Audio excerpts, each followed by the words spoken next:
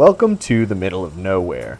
Now, if you've never been to the state of Oklahoma, you might imagine that it all looks kind of like this. And to be fair, you wouldn't entirely be wrong. Only these counties are considered metropolitan, while these counties are classified as micropolitan. Outside of the two major metro areas surrounding OKC and Tulsa, it kind of seems like there's not much around. But what if I told you that Oklahoma has not just 2, but 164 cities, plus 433 towns? That's over 500 tiny urban islands located in the middle of nowhere. Now you, a city nerd, might not find these itty-bitty, teeny-tiny towns all that interesting. But today I want to try to convince you that with a little bit of love, a lot of these towns could be really lovely, sustainable, and enjoyable places to live. Welcome to Ringo Urbanism. Let's start by addressing the elephant in the room. Walkability. Some people think that a small town can never truly be a walkable place. Population is typically pretty small, and quite often everything is pretty spread out. Well, I guess that means we're done here. Thanks for watching. In a lot of ways, I think small towns usually have the ingredients of walkability kind of there waiting. Wait, what? Most communities we work with in Oklahoma are interested in enhancing their walkability. They hear it from their residents. They have a need for it because there's people of varying income levels with varying access to cars. I'm Shane Hampton. I'm the director of the Institute for Quality Communities here at the University of Oklahoma. We partner with towns and cities across the state, figure out issues they might be dealing with in the built environment, and put students to work developing some ideas or solutions for them. Okay, so if you don't know how to cook, there's a big difference between having the ingredients for spaghetti and having spaghetti. But what are the ingredients for walkability? In a previous video, I hypothesized that these ingredients are density and transit, neither of which really exist in most small towns here in the US. But that density plus transit recipe is a drastic oversimplification. It would be like saying the ingredients for spaghetti are noodles and red sauce. Sure, it's technically correct, and in certain contexts, that might be a useful way of thinking about it. But today, I want to get a little more specific. What ingredients do small towns already have that can be used to cook up a steamy, delicious plate of walkability? They might have a downtown convenience store. They might have a collection of shops and restaurants, and those are all near schools and houses where people live. Sidewalks and infrastructure are really expensive, and so that is kind of the barrier that a lot of communities face, is the actual physical sidewalk infrastructure. The place where it's actually maybe harder to address this new demand for walkability is actually in suburban communities at the edge of metropolitan areas, where in those cases a lot of times we actually have the sidewalks or the funding to put in sidewalks, but the land use, the connectivity component isn't there for them to realize what they want, and that's actually a lot harder than putting in a sidewalk. In this context, what we're really looking for is an interconnected web of diverse amenities and necessities which exist within a 5 or 10 minute walking radius of most people's homes. plus transit, but we'll save rural transit for a future video. In a town that only takes up a square mile or two,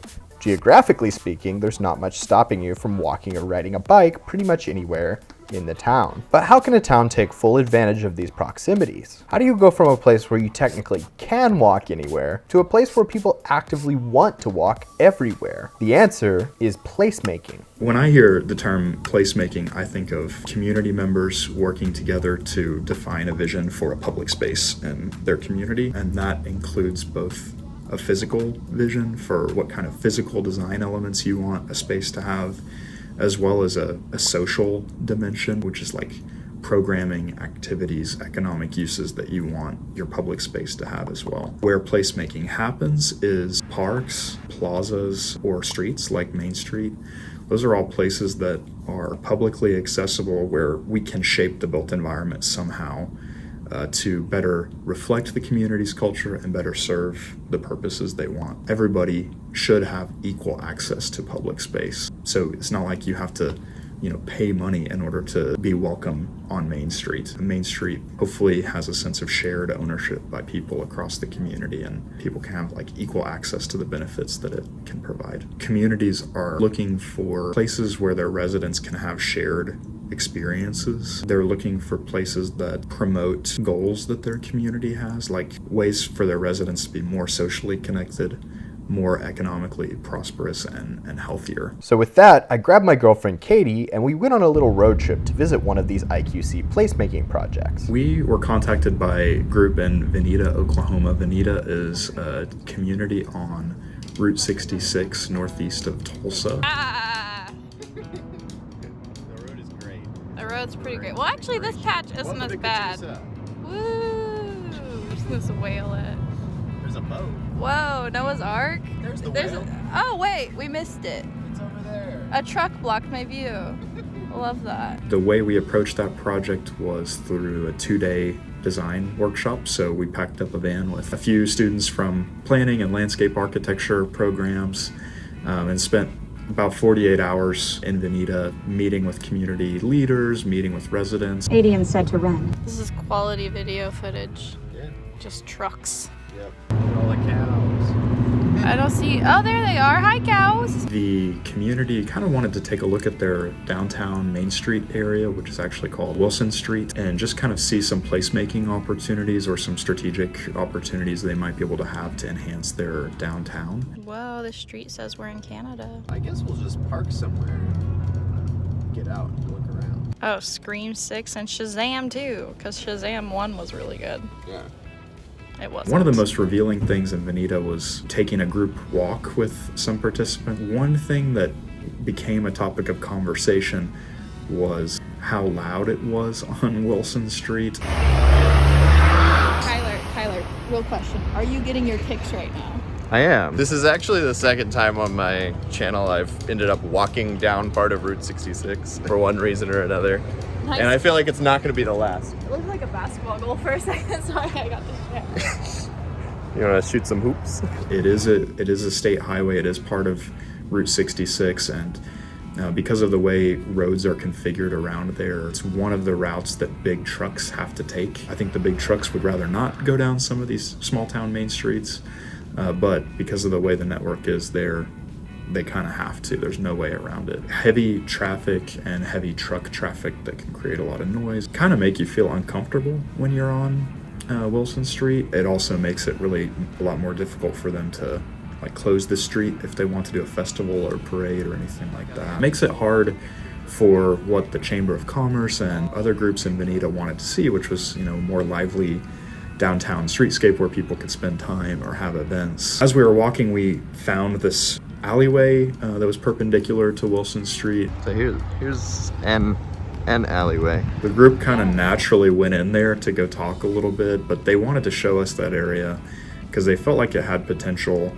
as a place to get off of that high traffic main street and get away from it a little bit. One of the most exciting strategies was to take this alley and turn it into just a little pocket plaza or an extension of the sidewalk, create a little living room for the community. The students mocked up some drawings and diagrams of what it could look like, documented that back, and the community members from Vinita were able to take all the renderings, tell the story of how they engaged their community and coming up with the idea and apply to a grant. AARP does an annual community challenge grant. It's for quick action projects, so small scale projects that can be done in a 6 to 8 month period.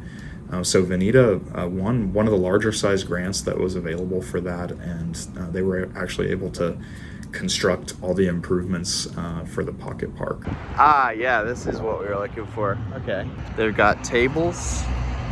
They got chairs. They kind of added this cool, iconic gateway to the space that was Route 66 themed. The notable cities on Route 66. Los Angeles, Flagstaff, Santa Fe, Amarillo, Vinita, St. Louis, and Chicago. They worked with local photographers to take photos to put along the walls, string some lights up. Just really simple project that could be done really quickly. It's made a big impact. Okay, Good. what do you think? I think we're in an alleyway that has no other people in it. There were a couple people walking around. This alley is right across the street from a McDonald's. I'm staring at a McDonald's right now. How do you feel about the main street? It exists. Is it someplace you'd want to hang out regularly? No.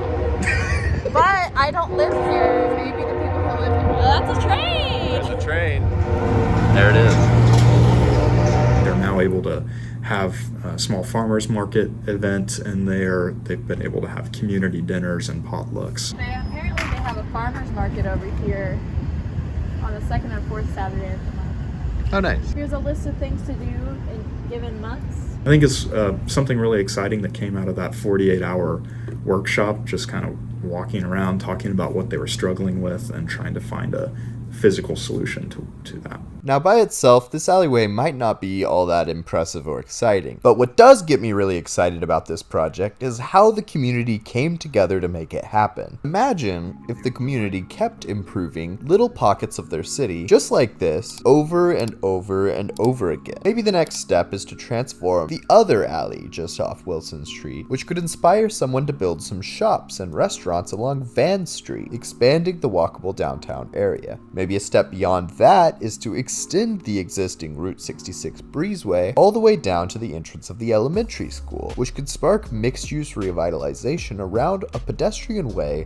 with the aim of providing a safe environment for young families to live and for them to be able to walk to school, work, or worship services. This might all sound super far-fetched if you're actually from a town like Vinita, but I promise that all it would take to make this happen would be for the entire community to rally together behind a common vision and just make it happen. But I have one final recommendation for everyone watching this video. If you have the means to do so, go and visit the middle of nowhere. A town shouldn't need a $2 billion theme park to be worth visiting, although if they've got one, that's pretty cool too. Take a weekend trip to a random town near where you live. Almost every one of them has a charming, quirky little main street and one or two fascinating roadside attractions. Find out where the locals eat and give it a shot. I don't think they're closed. I think they just don't turn their sign. I think they're chicken. You will likely not be disappointed.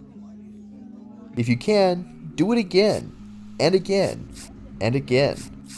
There's something to be learned from each place you visit, especially the places that aren't typically considered noteworthy. And when you get home, take all of those lessons you've learned and use them to help improve your community. Because even if you're not from a small town, you can still implement placemaking wherever you live, whether that's through tactical urbanism or simply by supporting community efforts to build better public spaces. And if you're curious to see some concrete examples of how this could take place in a larger city, you need to watch this video. Thanks again to all of my patrons. If you're not one and you'd like to support the creation of more videos like this, there's a link in the description. Give it a click, and I'll see you here next time.